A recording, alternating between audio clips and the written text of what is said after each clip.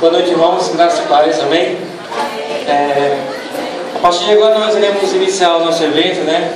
E acomode-se, fique à vontade, vamos louvar o Senhor, vamos aproveitar bastante esse momento aqui na casa de Deus. E também somos agradecidos por cada um de vocês que vieram, cada um que fez com que esse evento acontecesse, tá? Então sejam bem-vindos, fiquem à vontade, nós vamos cantar, vamos louvar o Senhor.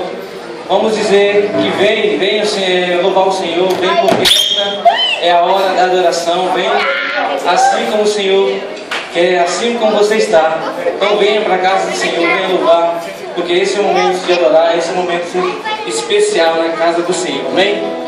Eu só quero que vocês pensem e abrem suas Bíblias também, lá em Salmo 146, no qual está escrito esse versículo da nossa camiseta, né? Aleluia, né? Louve ao Senhor, louva minha alma, Senhor, louvarei ao Senhor por toda a minha vida, louvarei ao Senhor enquanto eu viver. O seu louvor estará sempre na minha boca para todo sempre. Amém? Amém. Vamos ter em pé, vamos louvar o Senhor, vamos orar, vamos louvar porque o Senhor é bom, o Senhor é grande e Ele é fiel. Oremos ao Senhor. Pai, obrigado por essa oportunidade, obrigado por esse momento aqui em tua casa, Deus, onde nós temos o privilégio e a oportunidade de te louvar, Deus. Grande és tu, Pai. Nós queremos agora te louvar, queremos te agradecer e te louvar por tudo que tu és em nossas vidas. Fique conosco nessa noite, eu te peço e agradeço, em nome de Jesus. Amém, irmãos? Vamos lá, vem, esta é a hora da adoração.